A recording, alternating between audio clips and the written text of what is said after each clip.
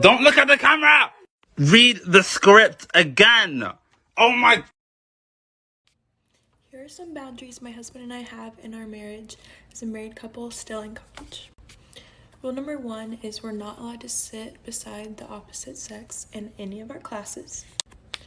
Rule number 2 is on discussion boards, you are only allowed to reply to the same sex. Last night, Tucker saw this really good discussion board by a girl named Riley, and I was just like, I don't really feel comfortable with that, so yeah, he didn't respond to her. Rule number 3, this one's kind of hard to stick to, but we try our very best to only have professors of the same gender as us. I do have one male psychology professor, but Tucker usually sits in that class with me. Finally, at the beginning of every semester or during the introductions, we both are sure to mention that we're married just so that no one, tries to cross any boundaries.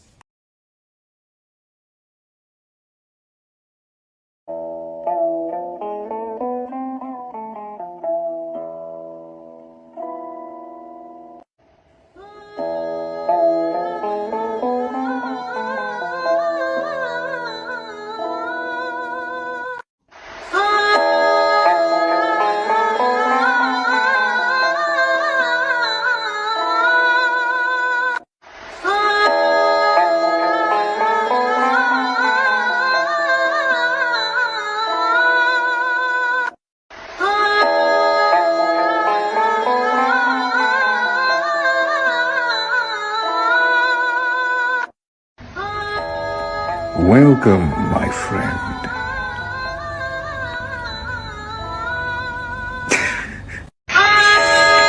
Welcome, my friend. God damn, it's hot. I'm sweating like R. Kelly in Disneyland.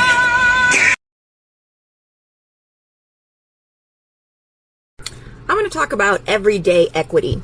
I recently saw Am I the Asshole post in which a woman asked if she was the asshole for refusing to go on a family vacation and instead planning one with her friends. The setup was that this woman is a square. She is financially conservative. She lived far from her friends to save money and got a high-paying job, chose to get a high-paying job. Meanwhile, her sister lives close to her friends, chose passion over finances, and generally just lives her life without trying to be financially successful. Her parents come to her and say, hey, we want to go on this family vacation, but it turns out that your sister can't afford to pay her fare like you can pay your fare. So we would like you to pay your fare, and we're going to cover her so that we can all as a family go on vacation. Now, this woman takes offense. She finds this insulting. It makes you think about the student loan debate, right? She basically was offended that she made all the right choices and that her sister still gets a free vacation. So she decides to be petty and refuse to go on the family vacation and instead plan one with her friends. This gives us an opportunity to think about how our priorities are so skewed by a capitalist system, and in America, the Protestant work ethic and prosperity gospel, which is the idea that if you are following all the rules and you are financially successful and you are fiscally conservative and you do all these things that you're supposed to do under our capitalist paradigm, then you are a moral person, you are a good person. Those are all inherently good choices, and the choices that the other sister made to choose living now as opposed to living frugally, that she's bad. She is immoral. If you don't have money, if you don't have a good paying job, you are immoral. So the sister, like so many others, took this to mean that her parents are rewarding immoral behavior, and the right thing to do would have either somehow make her pay or exclude her for the vacation, punish her for not making the same choices that the square, financially conservative sister made. So I want you to think about this situation and ask yourself, what's more important, the principle of not rewarding financially irresponsible behavior or going on vacation with the sister that you love? What's more important, sister, money, family, money? And it's not even money, just this appearance of inequality. This is the thing in our society now, is that equity in practice seems unfair and feels insulting. But that's just capitalist indoctrination. So we need to stop and we need to think about these lessons that we have had programmed into us that make us essentially choose these totally petty, arbitrary hills to die on instead of just going on vacation with our families, instead of just paying for somebody's dinner, instead of just practicing everyday equity.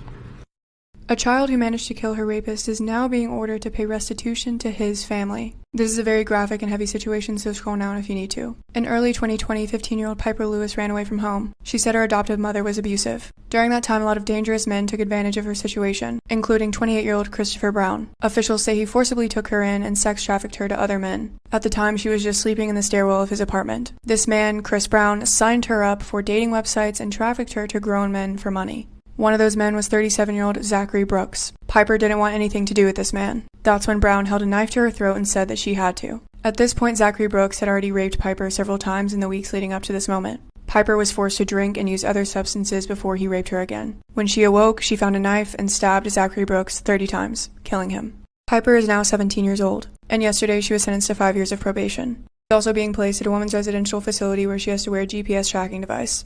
She is also required by Iowa's law to pay $150,000 to the family of the man that raped and abused her. Meanwhile, Chris Brown, the man who sex trafficked her, has not been charged at all.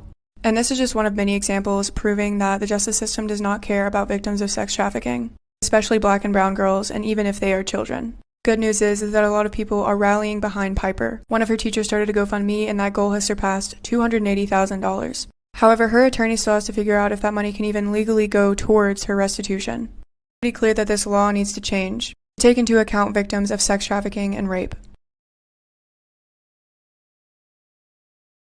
Oh my god, people's depression gets so bad they can't brush their teeth? People's depression gets so bad they kill themselves, Janet.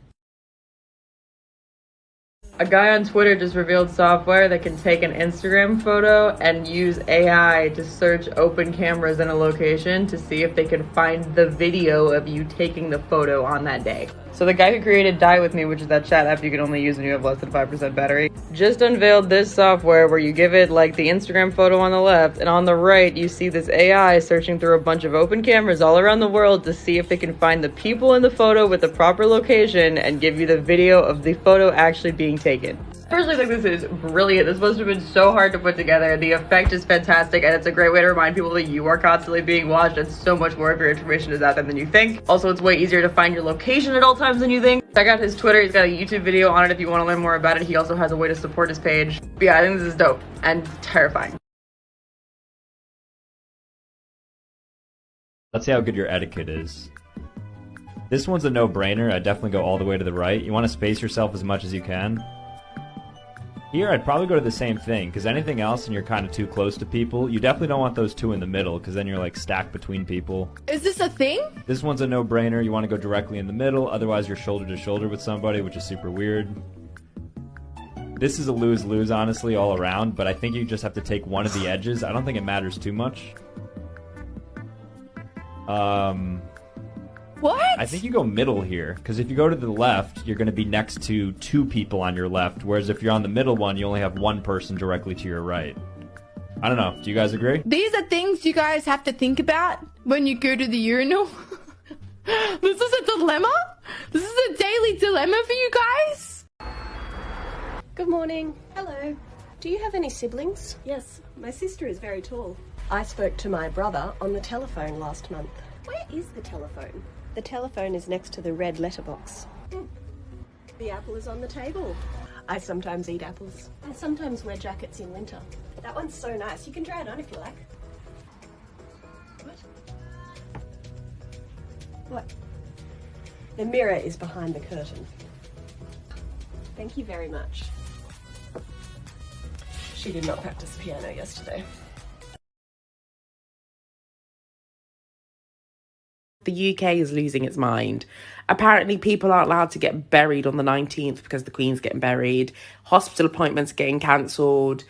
Food banks are closing on the 19th. Like, it's just insane. Like, I get it. Her Royal Highness Sovereign Grace has died. I understand the country's going through a shift. I understand the country apparently is in a time of mourning. I get it. But listen to me now and listen to me well. Yeah?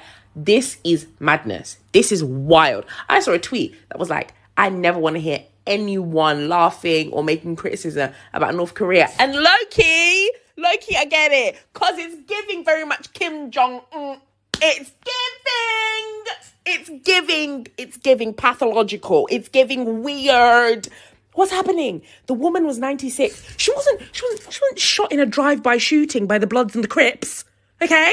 It wasn't a hit and run of a young woman who had the rest of her life to venture through. She was 96. 96. Rest in peace. You've lived a good long life. You dominated. You conquered. Literally. Go and rest easy and allow us to rest. I don't understand what's happening. It's literal madness. It's madness. This isn't even what the video was about, because I was going to talk about something else. But we're losing our food banks.